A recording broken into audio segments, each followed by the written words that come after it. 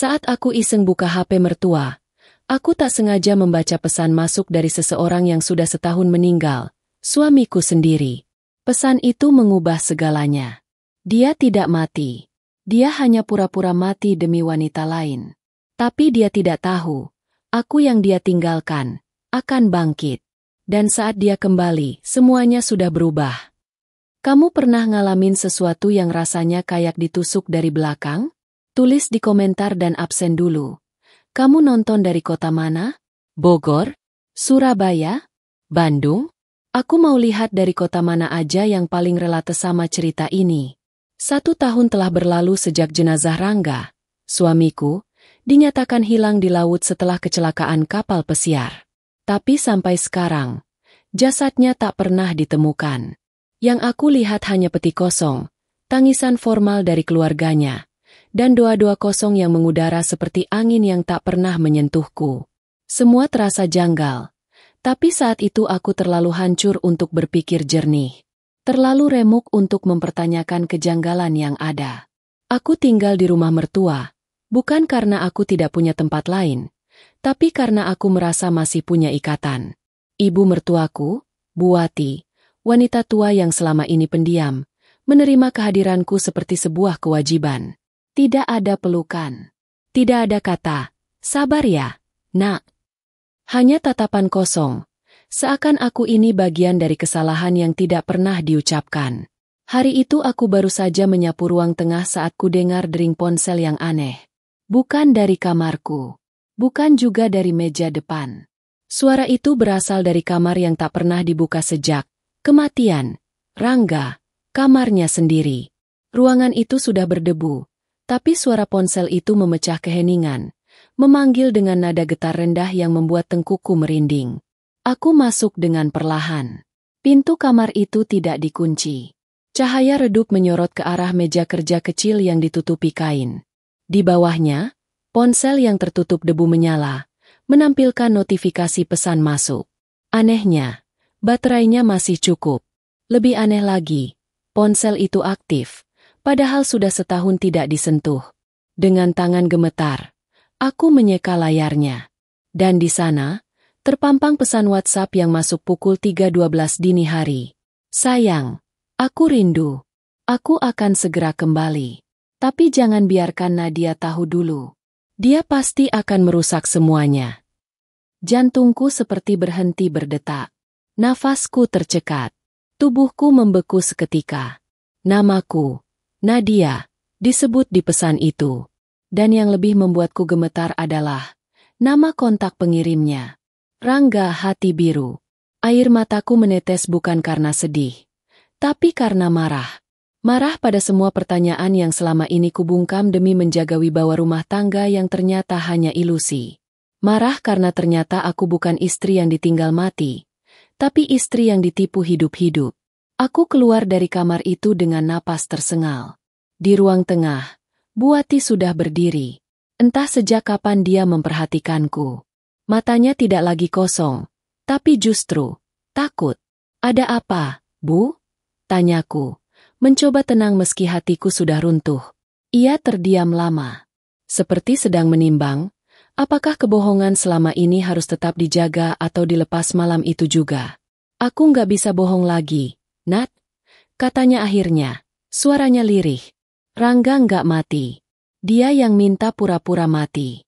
Dia pergi sama perempuan lain. Kata-kata itu seperti hantaman palu yang menghantam dadaku bertubi-tubi. Tapi anehnya, aku tak menangis.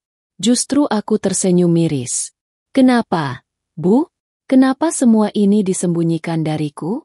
Apa aku selama ini cuma istri cadangan? Bayangan? Cadangan yang bisa dibuang begitu saja demi wanita lain? Bukan begitu, Nat. Ibu juga nggak setuju waktu itu. Tapi Rangga ngotot. Dia bilang dia capek hidup susah. Dia mau hidup mewah. Katanya, perempuan itu bisa kasih dia segalanya. Aku terdiam. Dunia serasa runtuh. Tapi dalam reruntuhan itu ada bara kecil yang perlahan menyala.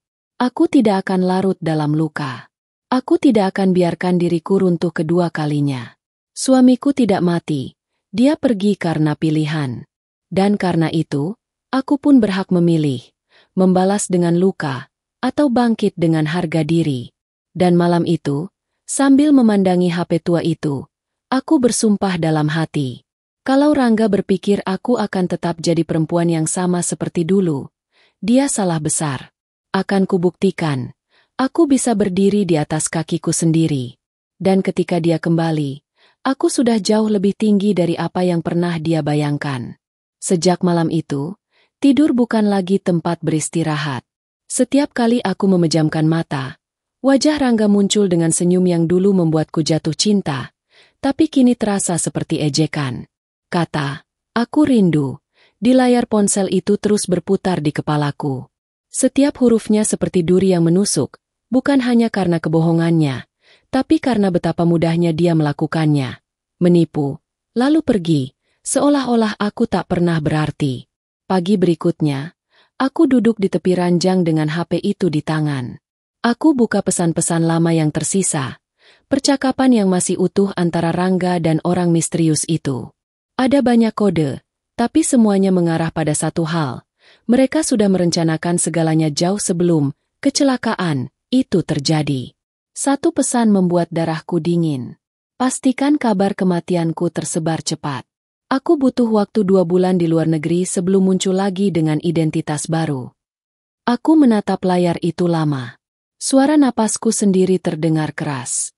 Tanganku bergetar, tapi mataku tak berkedip. Itu tulisan Rangga. Ejaan, tanda baca, bahkan cara dia menyebut dirinya, aku, dan memanggil pasangannya, sayang. Semuanya persis seperti dulu. Tak ada ruang untuk ragu. Aku menatap keluar jendela. Matahari belum tinggi, tapi hatiku sudah membara. Di meja makan, Buati duduk sambil memandangi secangkir teh yang tak disentuh. Matanya bengkak. Aku tahu, semalam dia juga tak tidur. "Bu," kataku pelan, menahan agar suaraku tidak pecah. "Sejak kapan ibu tahu semua ini?" Dia terdiam. Lama sekali. Suara burung di luar saja terdengar lebih nyaring dari napasnya. Akhirnya ia menjawab. "Sejak 2 minggu sebelum dia pergi. Dia datang malam-malam, bilang mau mulai hidup baru." Ibu sempat marah. "Nat, ibu marah besar." Tapi dia hanya tertawa, bilang, "Nanti ibu juga paham kenapa aku harus lakukan ini."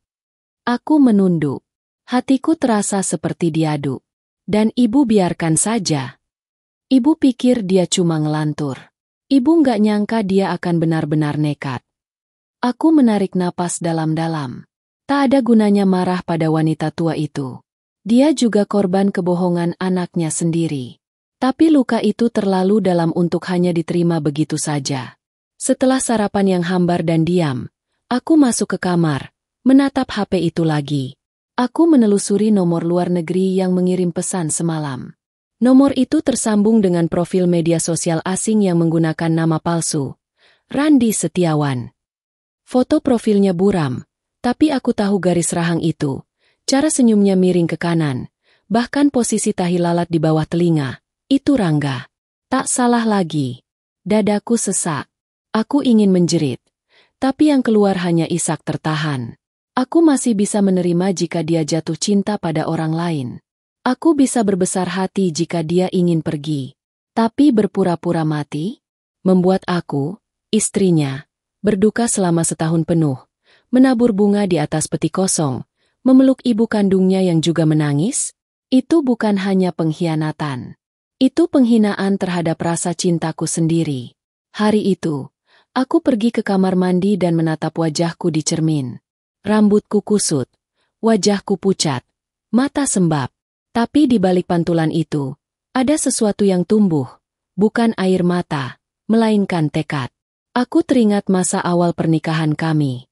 Betapa aku mencintai Rangga, bahkan saat dia kehilangan pekerjaannya. Aku yang menenangkan, aku yang meminjam uang untuk makan, aku yang menjual perhiasan untuk membayar kontrakan. Tapi setelah dia mendapat pekerjaan di perusahaan ekspor milik temannya, segalanya berubah. Ia mulai jarang pulang, lebih sering memakai baju mahal, mulai bicara tentang gaya hidup baru. Waktu itu aku mengira dia hanya ingin membuatku bangga. Aku bodoh. Ternyata dia sedang bersiap meninggalkan segalanya. Kini potongan-potongan itu menyatu. Ternyata setiap malam lembur, setiap panggilan, rapat mendadak, bukan urusan kantor, melainkan urusan cinta yang disembunyikan. Sore itu aku kembali ke ruang tengah. Bu Wati duduk di kursi goyang, matanya menerawang ke halaman. Aku nggak tahu harus mulai dari mana, Bu, kataku perlahan. Tapi aku harus tahu semuanya. Aku harus tahu siapa perempuan itu. Bu Wati menatapku. Air matanya menetes. Namanya Mira. Perempuan itu kaya. Punya perusahaan ekspor juga. Rangga bilang, dia ingin hidup mapan. Katanya, Nadia perempuan baik, tapi tidak cukup ambisius untuk masa depannya. Aku tersenyum kecut. Ambisius? Jadi kesetiaan tidak cukup. Ibu menyesal, Nat. Tapi semuanya sudah terjadi. Aku menatap langit senja di luar jendela.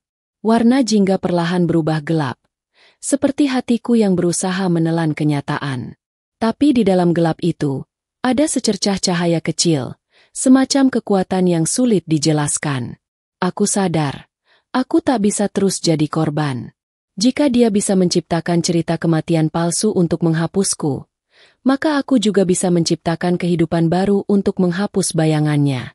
Malamnya, aku duduk di meja kerja sederhana, menatap laptop butut peninggalannya yang dulu kupakai menulis lamaran kerja. Aku mengetik satu kalimat di layar kosong.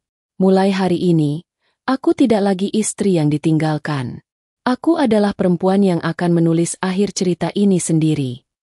Dan di detik itu, aku tahu, luka ini tidak akan sembuh dalam semalam, tapi luka inilah yang akan jadi bahan bakar pertamaku untuk bangkit.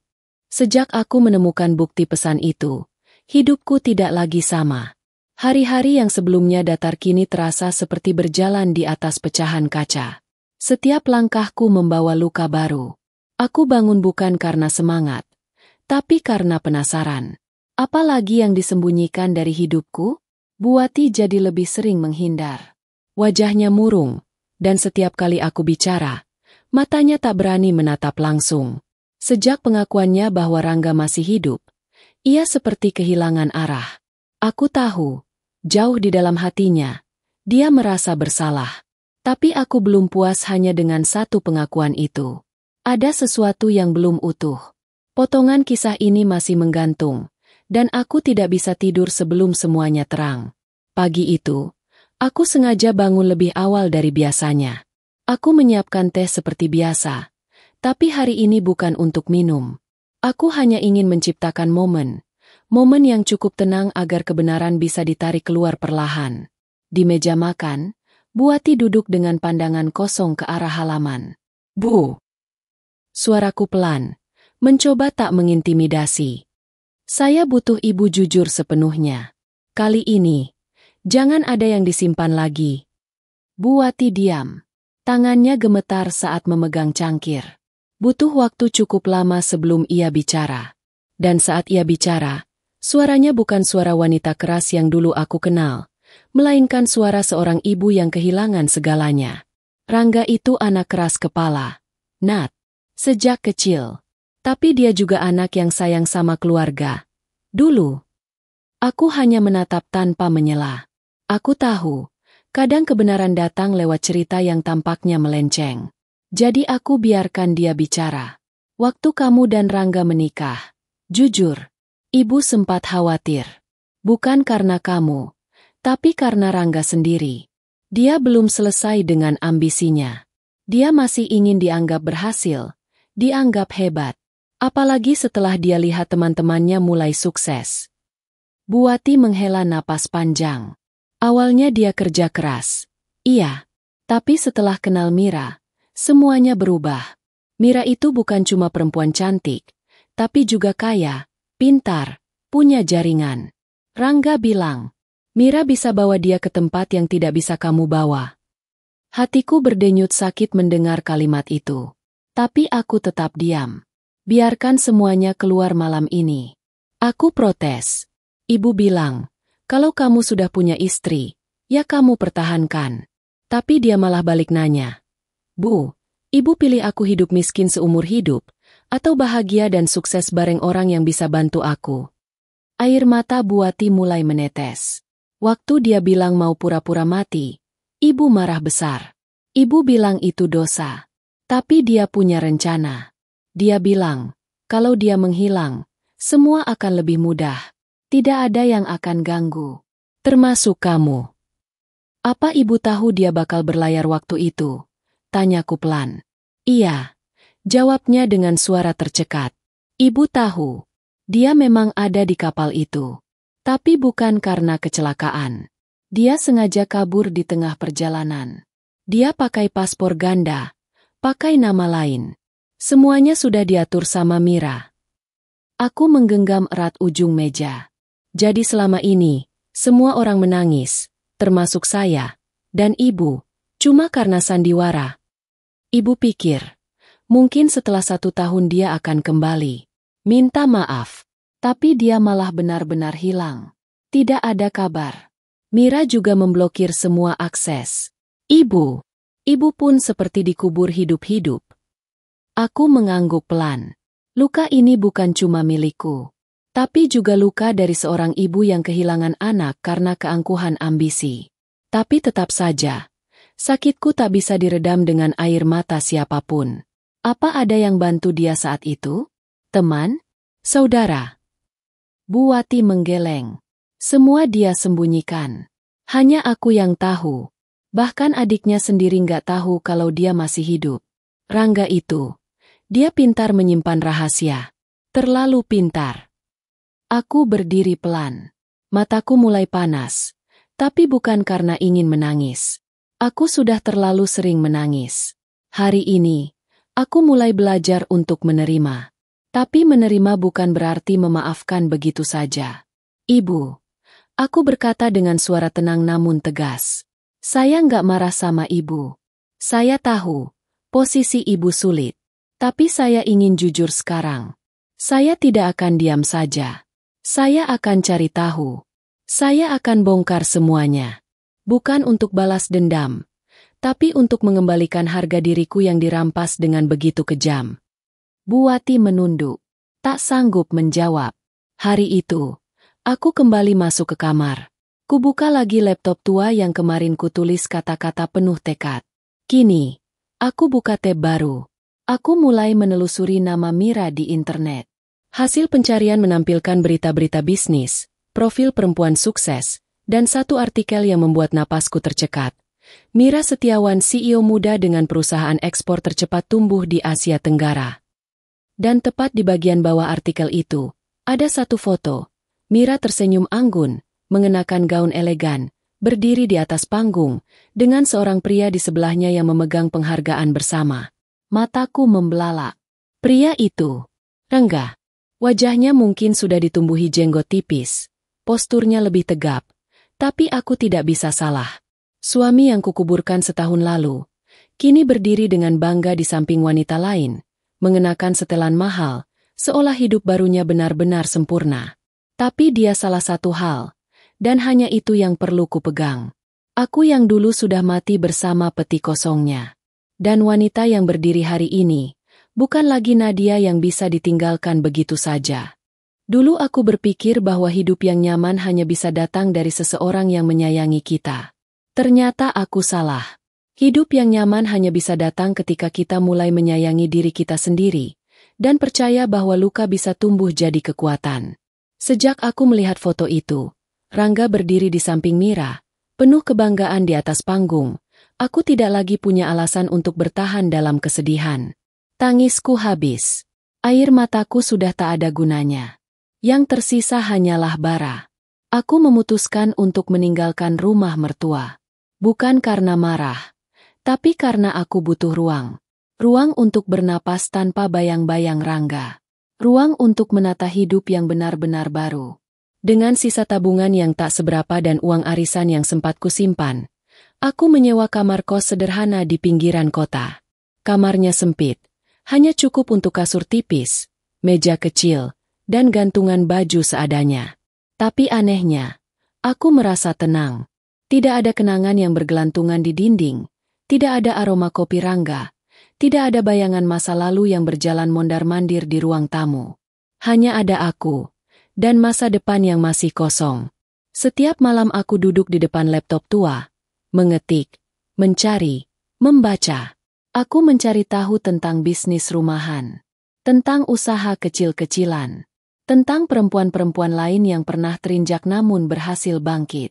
Aku membaca kisah mereka, dan aku merasa seperti menemukan pantulan diriku yang baru sedang tumbuh perlahan. Di sudut kamar, kuambil mesin jahit tua warisan almarhumah ibuku. Dulu aku sering membantu beliau menjahit gamis pesanan tetangga. Sekarang mesin itu menjadi satu-satunya alat yang bisa kugunakan untuk bertahan. Tanganku sempat kaku, benang sering kusut, tapi aku terus mencoba. Setiap malam, aku menjahit seperti menambal hatiku sendiri. Satu helai kain, satu tetes keberanian. Dari sisa bahan kain batik yang kupunya, aku mulai membuat tas kecil, pouch, dan bando. Aku unggah fotonya ke media sosial. Tak ada yang beli di awal, hanya komentar dari beberapa teman lama. Tapi satu hal yang membuatku hangat, mereka bilang hasil jahitanku rapi, motifnya manis, dan fotonya estetik. Itu cukup untuk membuatku percaya. Pagi-pagi aku jalan kaki ke pasar, membeli sisa-sisa potongan kain kiloan. Malamnya ku jahit jadi tas belanja lipat, pouch dompet, hingga sarung bantal dengan motif warna-warni. Aku beri label kecil buatan sendiri, Nadia Handmade, nama yang lahir dari luka dan harapan. Suatu hari, seorang pelanggan dari Instagram menghubungi dan memesan 20 pouch untuk acara kantor. Tanganku gemetar saat membaca pesannya. Rasanya seperti angin segar menembus jendela kos yang pengap. Aku kerja siang malam demi menyelesaikan pesanan itu. Aku bungkus rapi, semprot sedikit parfum bunga, dan kutuliskan kartu ucapan. Terima kasih sudah percaya. Setiap jahitan ini punya cerita. Dan benar saja, pesanan itu viral. Pelanggan itu mengunggahnya di Instagram Story, menyebutkan nama brand kecilku. Dalam semalam, DM masuk bertubi-tubi. Ada yang pesan satu, ada yang mau borongan, bahkan ada yang minta diajari. Aku menangis. Tapi kali ini bukan karena sedih. Ini air mata lega.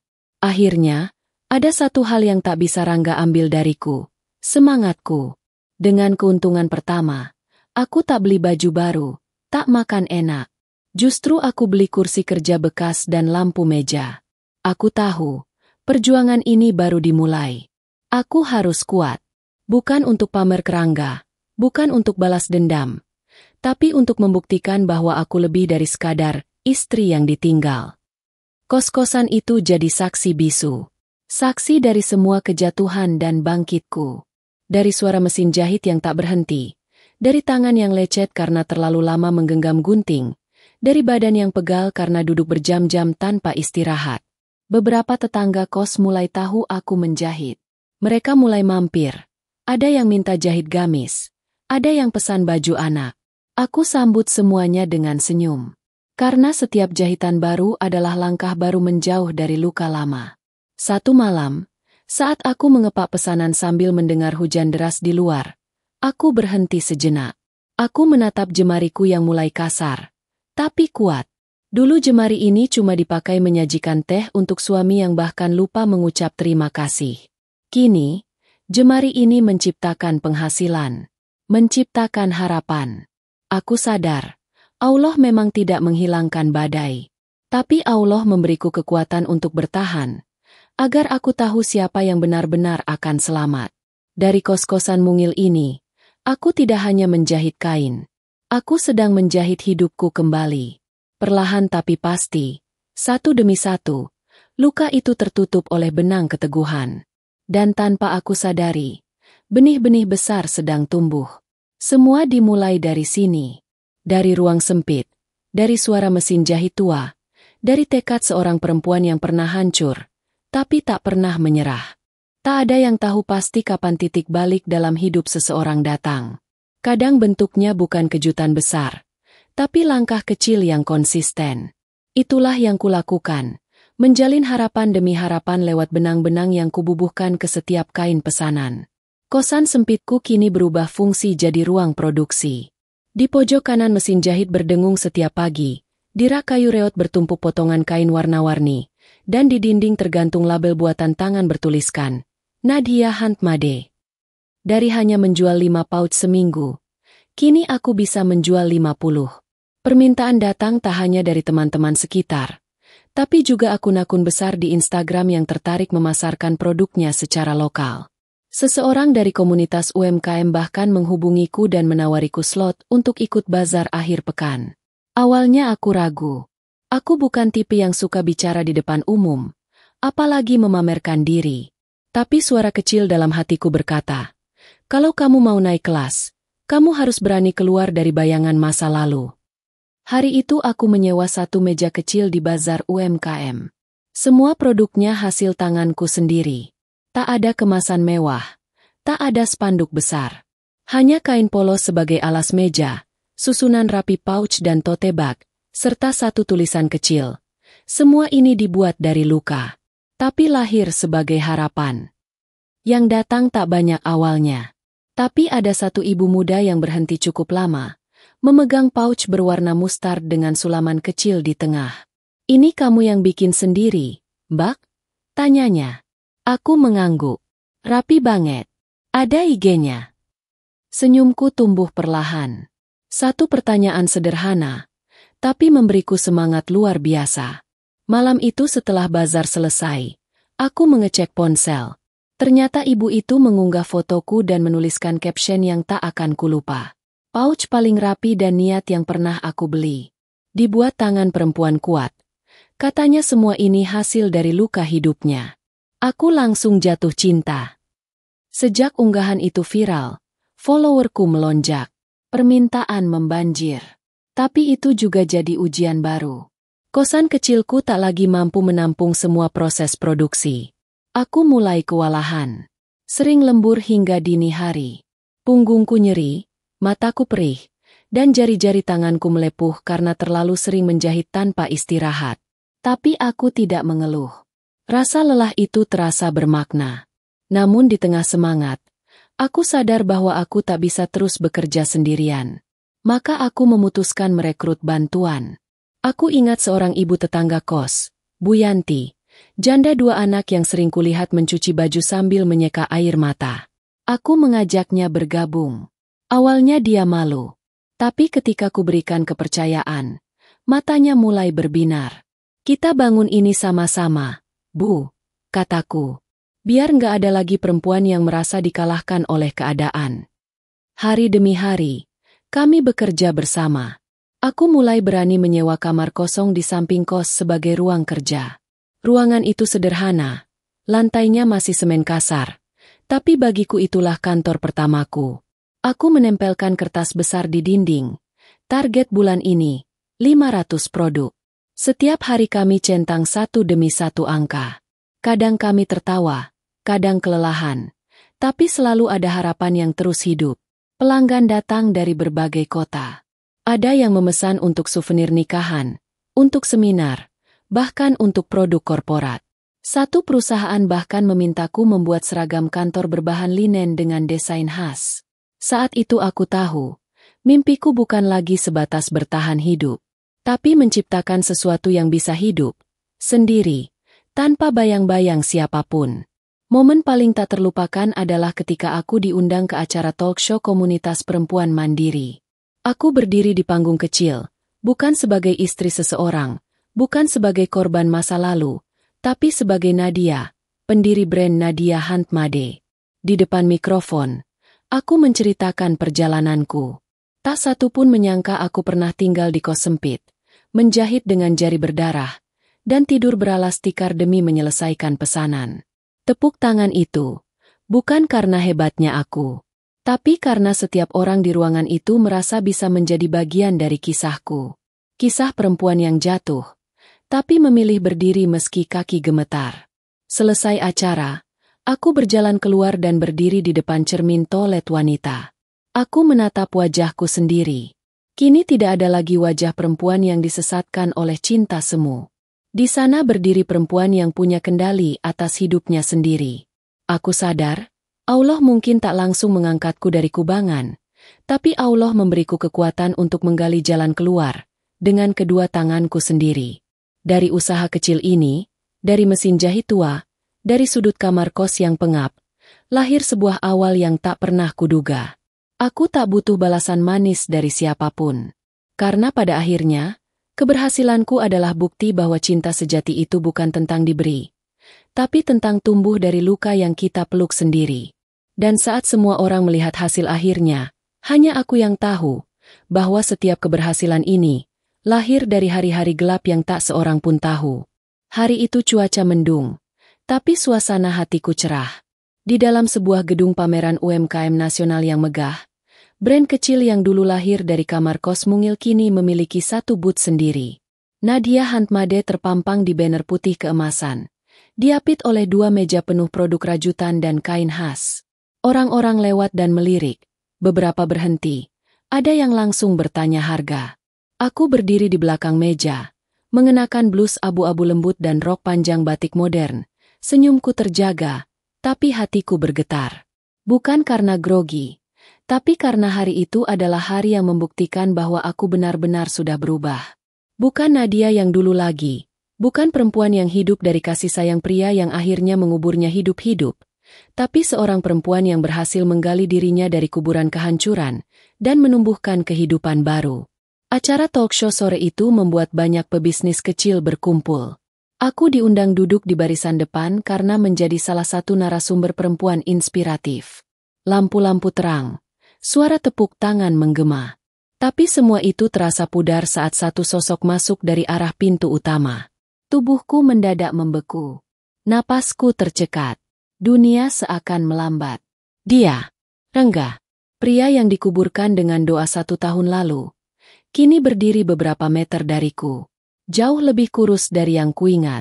Rambutnya tidak lagi tersisir rapi, kulitnya lebih gelap, bajunya bukan jas mahal seperti yang kupikirkan.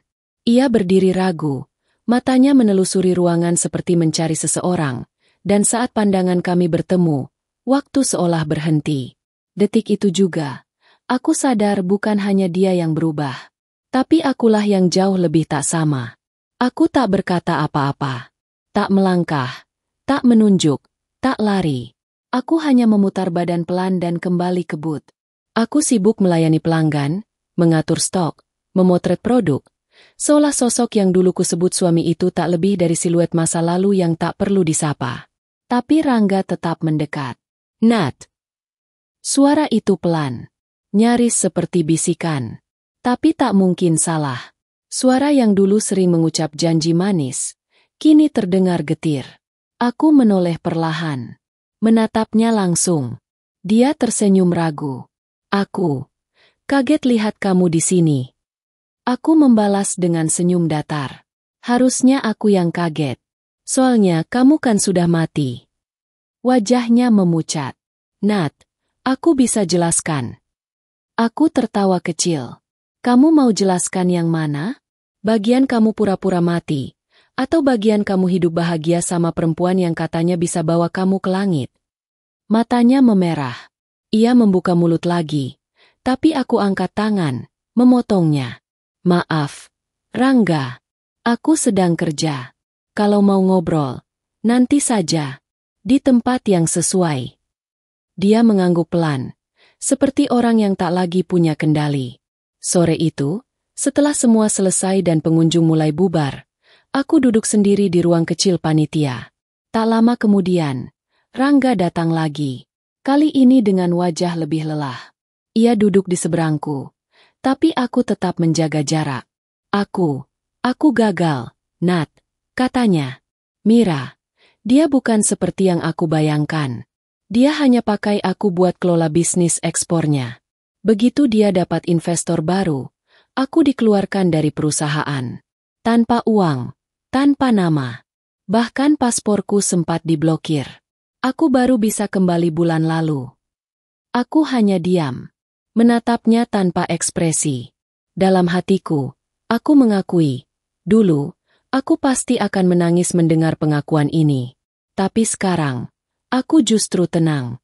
Bukan karena tak sakit, tapi karena aku sudah tak ingin kembali ke titik luka. Aku nggak minta dimaafkan, katanya. Tapi aku nggak tahu harus kemana. Semua pintu tertutup. Cuma kamu yang terpikir di kepalaku. Aku menatap dalam-dalam ke matanya. Mata yang dulu jadi tempatku pulang. Kini tak lagi mengandung rumah. Hanya puing-puing. Dulu kamu pilih menghilang tanpa penjelasan. Sekarang kamu muncul. Karena tidak punya siapa-siapa. Bukan karena cinta. Bukan karena penyesalan. Tapi karena kamu butuh tempat berlindung. Aku bukan tempat itu lagi, Rangga. Ia menggenggam tangannya sendiri. Tak bisa berkata-kata. Aku berdiri, menyampirkan tas di bahu, lalu menatapnya untuk terakhir kalinya hari itu. Aku sudah menguburmu. Bukan di tanah, tapi di hati. Dan aku tidak akan menggali makam itu lagi, hanya karena kamu kembali sebagai orang yang menyesal. Allah yang menyaksikan bagaimana aku bangkit bukan karena ingin dibalas cinta, tapi karena aku belajar mencintai diriku sendiri. Aku melangkah keluar, meninggalkan ruang itu dengan langkah yang mantap.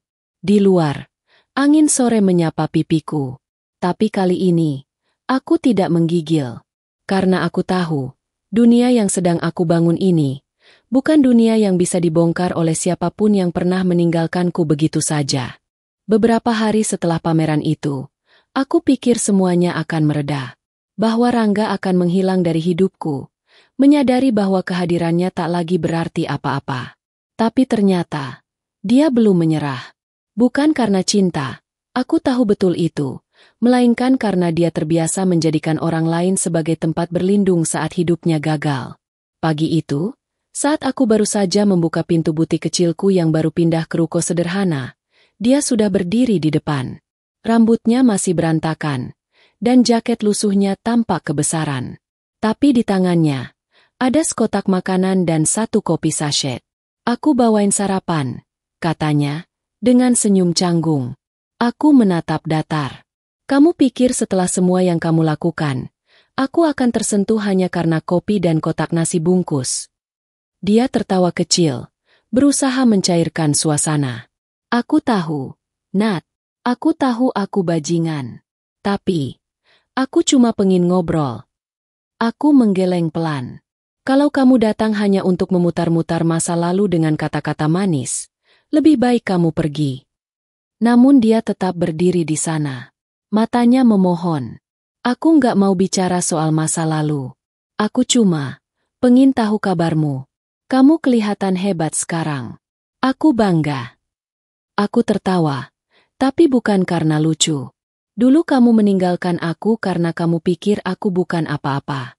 Sekarang kamu datang bilang kamu bangga? Rangga, kamu datang bukan karena bangga, tapi karena hidupmu gagal dan kamu butuh tempat untuk jatuh. Dia menunduk, menggenggam kedua tangannya erat. Aku nggak punya siapa-siapa lagi. Nat, Mira pergi, uangku habis. Teman-temanku semua menjauh. Aku bahkan tidur di masjid minggu lalu. Aku diam. Bukan karena iba, tapi karena ada perasaan getir yang mengambang di dada. Ini pria yang dulu pernah kupeluk saat hidupnya runtuh. Ini pria yang dulu kucintai sepenuh hati. Tapi justru dia yang menghancurkan aku saat aku tak punya siapa-siapa. Kenapa kamu datang ke aku? Tanyaku lirih. Kenapa bukan ke keluarga Mira? Ke orang-orang yang dulu kamu pilih waktu buang aku. Dia mengangkat wajahnya. Karena cuma kamu yang pernah tulus ke aku. Aku sadar. Aku salah besar ninggalin kamu. Aku nyesel, Nat. Kata itu keluar begitu saja dari mulutnya. Seolah cukup untuk menghapus semua luka. Tapi luka itu tak pernah benar-benar hilang. Hanya mengering dan membentuk bekas yang tak bisa disentuh sembarangan. Rangga, ucapku perlahan. Kamu tahu nggak, waktu kamu pergi, aku sempat kehilangan arah. Setiap malam aku nangis, bertanya-tanya apa salahku. Kenapa kamu tega? Kenapa kamu hilang tanpa pamit? Aku bahkan nguburinmu dalam tangis, di atas peti kosong yang katanya, jasadmu. Kamu tahu rasanya nguburin orang yang masih hidup? Yang ternyata justru sedang hidup bahagia sama orang lain. Dia menggigit bibir bawahnya. Matanya berkaca-kaca. Tapi aku tak butuh air matanya hari ini. Aku tahu aku salah. Tapi, aku bisa berubah, Nat. Aku bisa jadi lebih baik. Aku mau mulai dari nol. Bantu aku. Sekali ini aja. Aku menarik napas dalam-dalam. Dulu kamu bilang aku nggak cukup ambisius. Nggak bisa bawa kamu ke puncak. Sekarang kamu datang setelah lihat aku bisa berdiri sendiri. Dan kamu mau ikut naik ke atas. Dia menggeleng. Bukan itu maksudku. Aku nggak minta ikut. Aku cuma pengin ada di hidupmu lagi. Sebagai apapun. Aku menatap matanya lekat-lekat. Kamu datang bukan karena kamu mencintaiku. Tapi karena kamu kehilangan semua yang kamu anggap bisa menggantikan aku. Kamu nggak nyari cinta. Kamu nyari tempat pulang. Dan sayangnya, rumah itu sudah berubah jadi bangunan lain. Nggak ada ruang untukmu di dalamnya. Hening melingkupi kami. Hanya suara kendaraan pagi yang lalu lalang di kejauhan. Rangga berdiri. Matanya mulai kehilangan sinarnya. Kalau kamu nggak bisa maafin aku ngerti. Aku membalas dengan pelan, tapi tegas. Aku sudah memaafkan. Tapi memaafkan bukan berarti mengizinkanmu masuk lagi ke hidupku. Luka itu sudah aku rawat sendiri. Sekarang aku nggak butuh siapa-siapa buat menyembuhkannya. Termasuk kamu. Dia hanya menunduk. Lalu perlahan melangkah pergi. Meninggalkan kotak sarapan di meja kecil depan butik. Aku tak membuka kotak itu. Karena aku tahu, itu hanya simbol dari rasa bersalah, bukan penebusan yang tulus. Setelah dia pergi, aku berdiri sendiri di depan pintu, memandangi jalanan yang ramai. Dan untuk pertama kalinya, aku merasa benar-benar merdeka. Bukan karena dia datang minta maaf. Tapi karena aku tahu, hatiku tak lagi goyah. Allah tahu berapa kali aku jatuh. Tapi Allah juga tahu, aku sudah cukup kuat untuk berdiri tanpa pegangan siapapun. Dan hari itu, aku menutup pintu dengan senyum. Bukan karena bahagia, tapi karena tenang. Aku tahu, aku tidak akan lagi tertipu oleh rayuan laki-laki yang sama, yang dulu pernah menguburku hidup-hidup. Kupikir setelah Rangga pergi dari depan butik hari itu, semuanya akan berakhir. Tapi rupanya dunia punya cara lain untuk menguji keteguhan hati yang baru saja kukokohkan. 3 hari setelah kejadian itu, ponselku tak berhenti berdering. DM Instagramku meledak. Grup komunitas UMKM yang biasanya hanya berisi update stok mendadak ramai. Semua orang membicarakan satu hal yang sama. Sebuah video pendek berdurasi 3 menit yang tiba-tiba viral di media sosial. Di dalam video itu, wajah Rangga terpampang jelas. Ia duduk di sebuah kafe, disorot dari samping. Wajahnya agak pucat tapi penuh ekspresi. Di depannya seorang pria pewawancara dengan gaya santai, bertanya sambil tertawa. Jadi, lo beneran pernah pura-pura mati demi wanita lain? Dan Rangga tersenyum. Ia menjawab sambil tertunduk sok menyesal. Waktu itu gua lagi frustasi, bro. Istri gua orang baik. Tapi hidup gua mentok. Datanglah Mira. Bawa harapan.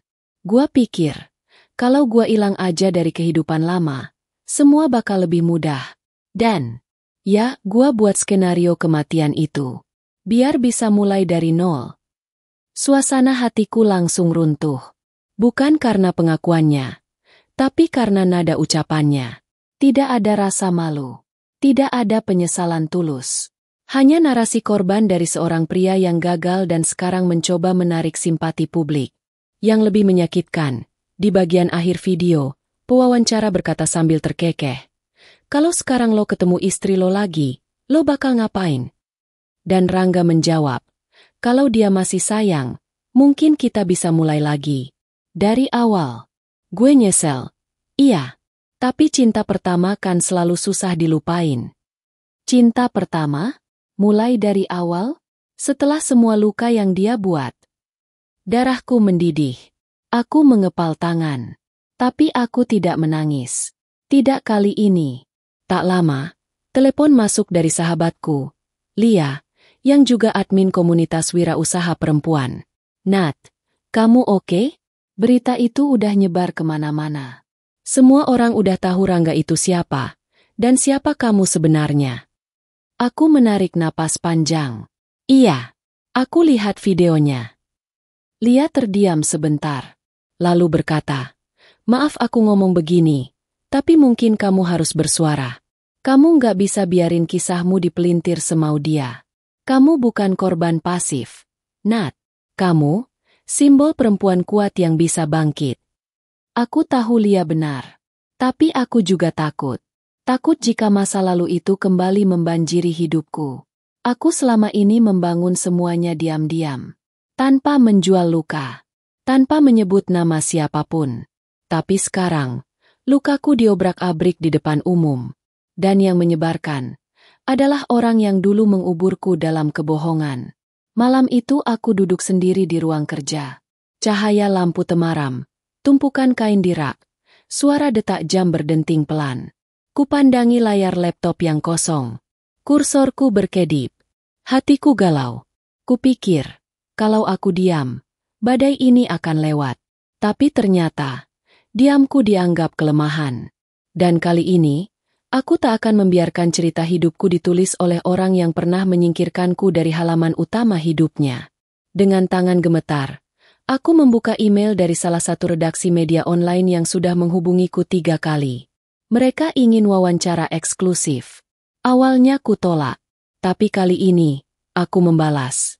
Saya siap bicara, tapi saya tidak mau jadi korban. Saya ingin jadi suara. Keesokan harinya, aku datang ke studio mereka. Wawancaranya santai, tapi tegas. Aku bicara bukan dengan amarah, tapi dengan ketegasan. Aku tidak membantah apa yang Rangga katakan, karena memang benar. Tapi aku menyampaikan versiku. Bahwa aku bukan perempuan yang hidup dari simpati. Bahwa aku tidak membangun brand Nadia untuk membalas siapapun. Aku membangunnya. Karena aku belajar memaafkan diriku yang dulu terlalu percaya pada cinta yang salah. Saat sesi hampir selesai, host bertanya, kalau sekarang Rangga minta kembali, apa kamu terima? Aku menatap kamera, lalu menjawab tanpa ragu. Tidak, karena aku bukan perempuan yang sama seperti dulu. Dan dia juga bukan laki-laki yang layak mendapatkan aku yang sekarang. Malam harinya, video itu tayang. Dan dalam waktu 1 jam, sudah disebar ribuan kali. Komentar-komentar bermunculan. Banyak yang mendukung, banyak yang menyemangati. Beberapa mengaku terinspirasi. Tapi yang paling menggetarkan hati adalah satu komentar yang datang dari akun tak dikenal. Saya menangis nonton ini. Saya juga pernah ditinggal seperti Mbak. Tapi saya tidak punya keberanian untuk bangkit. Sekarang saya tahu, saya masih punya harapan. Aku terdiam lama membaca itu. Bukan karena harus semata, tapi karena aku tahu, ternyata kisah hidupku yang dulu kusembunyikan rapat-rapat, kini menjadi pelita kecil bagi orang lain yang masih terjebak dalam kegelapan. Mungkin inilah cara Allah menjawab doaku. Bukan dengan menghapus luka, tapi dengan menjadikan lukaku jembatan bagi orang lain untuk sembuh. Hari itu aku sadar, aku sudah bukan siapa-siapa dari masa lalu. Aku adalah suara. Aku adalah wajah dari seseorang yang pernah diinjak, tapi memilih untuk tidak membalas dengan tanah, melainkan dengan cahaya. Aku tidak pernah membayangkan akan duduk di depan kamera, dengan wajah tenang dan riasan ringan, menjadi narasumber utama dalam acara talk show prime time. Tapi hari itu, aku diundang sebagai tamu kehormatan. Bukan sebagai korban, bukan sebagai mantan istri seseorang, tapi sebagai pendiri brand sukses yang sempat viral karena keteguhan hati menghadapi pengkhianatan.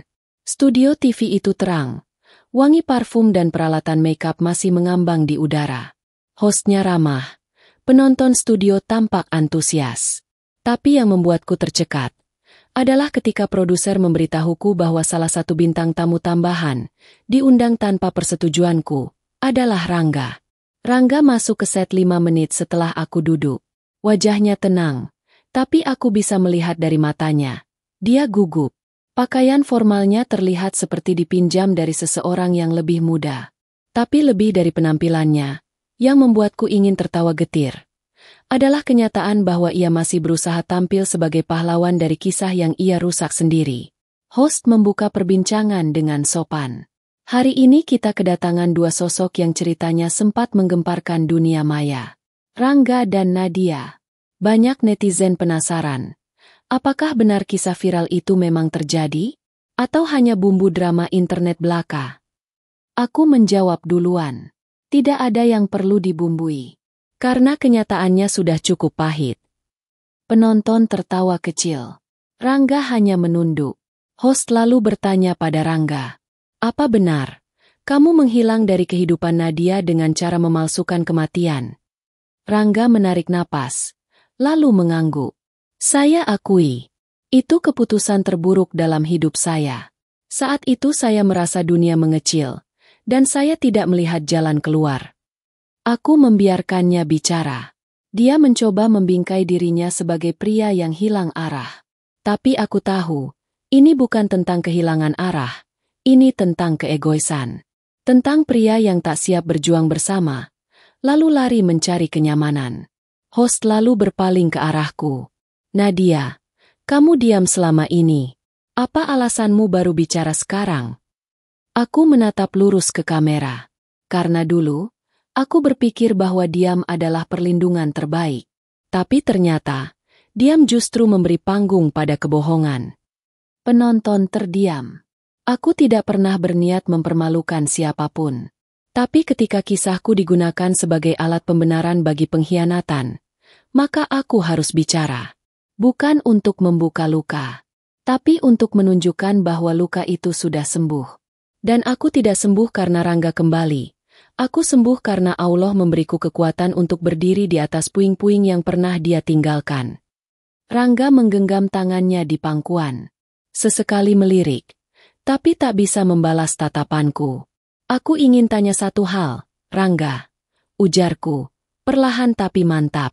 Waktu kamu meninggalkan aku dan berpura-pura mati, apa kamu pernah sedikit saja memikirkan bahwa aku akan hancur? Ia menatapku. Suaranya pelan. Aku takut. Aku pikir, kamu akan lebih baik tanpaku. Aku tertawa pelan. Lucu. Karena setelah kamu pergi, justru aku baru tahu seberapa kuat aku sebenarnya. Seketika, tim produser memunculkan tayangan visual yang telah kupersiapkan. Di layar besar, muncul rangkaian bukti, transkrip pesan Rangga kepada Mira sebelum kepergiannya, dokumen pembelian paspor palsu, transfer dana dari rekening miliknya ke rekening Mira yang dilakukan tepat seminggu sebelum dia hilang. Semua kutampilkan tanpa niat menjatuhkan, hanya untuk menegaskan bahwa aku tidak sedang mendramatisasi cerita. Aku hanya membagikan kenyataan. Host terlihat terpaku. Penonton membelalak. Ini, nyata? Bisik host, hampir tak percaya. Aku mengangguk. Semua data ini sudah dikonsultasikan ke tim hukum. Tidak untuk menuntut, tapi untuk menjawab pertanyaan publik. Siapa yang sebenarnya meninggalkan siapa? Rangga terdiam. Wajahnya memerah. Keringat menetes dari pelipis. Dan untuk pertama kalinya sejak dia muncul lagi di hidupku, dia tidak lagi bisa berbicara. Saat acara usai, salah satu kru studio membisikkan bahwa komentar netizen sudah membludak. Tagar respect Nadia menjadi trending. Banyak yang menulis ulang ceritaku sebagai narasi kekuatan. Bahkan beberapa komunitas perempuan mulai mengangkatnya sebagai contoh ketangguhan. Tapi aku tahu, ini bukan kemenangan. Ini bukan tentang menjatuhkan Rangga. Ini adalah pembebasan, dari bayang-bayang, dari rasa takut, dari suara-suara kecil dalam diriku yang dulu berkata, kamu tidak cukup berharga. Sore itu, saat keluar dari studio dan menaiki mobil jemputan, aku duduk tenang. Kupandangi langit senja di balik kaca. Dan entah kenapa, aku tersenyum. Bukan karena puas, tapi karena akhirnya, aku bisa menyudahi semuanya, dengan kepala tegak. Allah tidak pernah menjanjikan hidup tanpa air mata. Tapi Allah menjanjikan, bahwa siapapun yang bertahan, akan dibalas dengan kemuliaan yang tak bisa dijatuhkan siapapun. Dan hari itu, aku tahu, aku bukan lagi perempuan yang disakiti. Aku adalah perempuan yang memilih untuk tidak membalas dengan luka, tapi dengan cahaya yang tak bisa dipadamkan. Sudah seminggu berlalu sejak wawancara televisi itu tayang. Studio tempat aku duduk dengan kepala tegak, membacakan bukti demi bukti, kini hanya tinggal rekaman digital yang tersebar luas. Tapi dampaknya belum reda. Email masuk penuh dengan undangan, seminar, kolaborasi, bahkan permintaan jadi pembicara di kampus-kampus. Tapi aku memilih diam.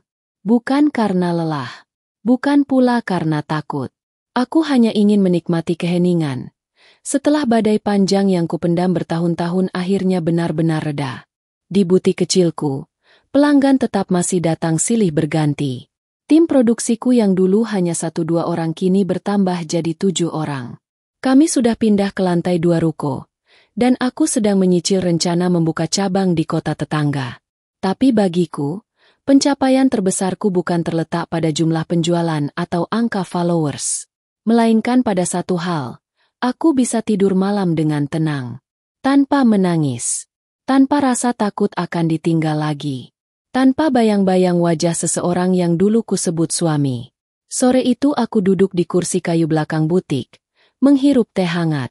Angin lembut mengusap wajahku, dan suara burung kecil terdengar dari kejauhan.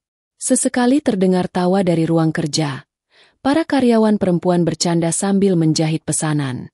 Lalu dari balik kaca depan, aku melihat sosok itu lagi. Rengga. Tapi kali ini dia tak masuk. Tak membawa apa-apa. Tak juga berdiri lama. Hanya berjalan pelan melewati butikku, menatap sebentar, lalu melanjutkan langkah tanpa sepatah kata pun. Entah dia sengaja menunjukkan dirinya, atau hanya lewat kebetulan. Tapi anehnya, hatiku tak bergetar sedikit pun. Aku hanya menunduk pelan, mengembuskan napas panjang. Bukan karena luka, tapi karena ada damai yang baru saja tumbuh, dan aku tak ingin siapapun menyentuhnya. Beberapa hari kemudian, aku menghadiri reuni kecil alumni kampusku. Di sanalah aku bertemu seorang pria. Namanya Ilham. Dia bukan orang hebat atau luar biasa, tapi dia bicara dengan jujur. Matanya tenang, caranya mendengar membuatku nyaman. Kami tak bicara tentang masa lalu. Tidak juga soal luka. Hanya tentang kopi, buku, dan mimpi kecil yang ternyata saling bersinggungan. Ilham bukan penyelamat. Tapi entah kenapa, dia datang saat aku tidak lagi mencari siapapun untuk diselamatkan. Beberapa bulan setelah itu, saat sedang duduk berdua di warung kopi kecil pinggir danau, Ilham bertanya, "Kamu beneran udah gak marah sama masa lalu?" Aku terdiam sejenak. Lalu menjawab, "Aku sudah ikhlas, tapi aku tidak lupa." Dia menatapku lekat, lalu mengangguk. "Dan kamu tetap baik seperti sekarang. Itu yang luar biasa." Aku tersenyum, menatap langit yang mulai berubah jingga. Dalam hati, aku tahu, aku bukan lagi perempuan yang dikuasai luka, tapi juga bukan perempuan yang menghapus semuanya. Karena melupakan bukan jalan satu-satunya untuk sembuh. Justru ingatanlah yang membuat kita berhati-hati. Yang menjadikan kita kuat tanpa harus membenci. Aku tak ingin membalas Rangga dengan penghinaan. Cukup dengan hidup yang tak bisa ia sentuh lagi. Cukup dengan ketenangan yang tak akan pernah ia miliki kembali. Dan cukup dengan kebahagiaan yang lahir bukan dari luka, tapi dari keberanian untuk memeluk luka itu sendiri. Beberapa waktu kemudian, aku menerima sepucuk surat. Tulisannya ku kenal, tulisan Rangga. Tidak panjang. Isinya hanya sepenggal kalimat. "Kamu benar. Aku salah. Dan aku tahu kebahagiaanmu kini bukan tempatku lagi." Aku menaruh surat itu di laci. Tak ingin membakarnya. Tak ingin juga membacanya 2 kali. Biarlah ia di sana, menjadi saksi bahwa aku pernah dilepaskan dengan cara paling menyakitkan, tapi juga pernah bangkit dengan cara paling bermartabat. Karena Allah tahu, tidak semua orang yang jatuh akan naik lagi.